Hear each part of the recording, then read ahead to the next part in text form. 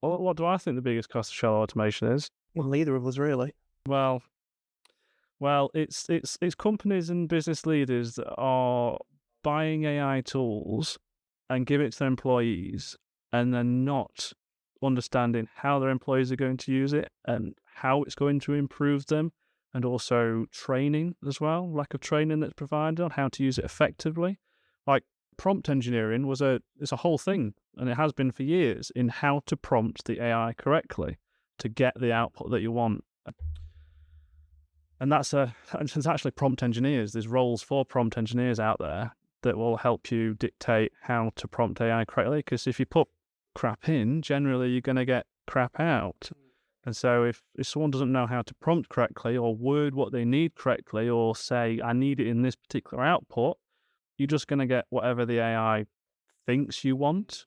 And all LLMs are is, they guess the next word in the sentence. So you could get absolute rubbish out of it.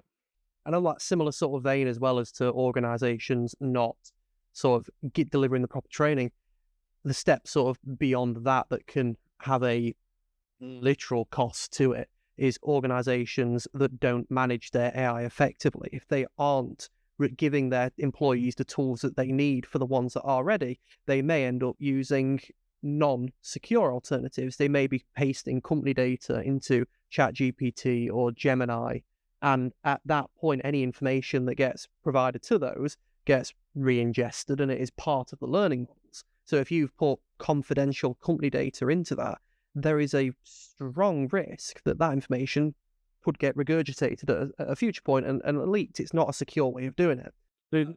It's actually considered a data breach. So if you was to input this information into ChatGPT, Gemini, DeepSeek, any of the models, if you don't pay for the enterprise version of these models, because in the enterprise version they say it doesn't get re-ingested into the training data, whether or not you believe them is another thing entirely.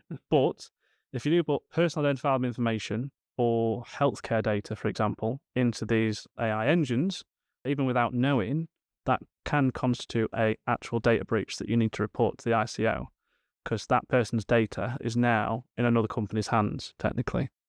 So that is also, I agree, a big risk in companies that need to comply with data protection, that need to comply with GDPR, need to comply with looking after health data, if NHS, mental health, charities, any of that kind of thing.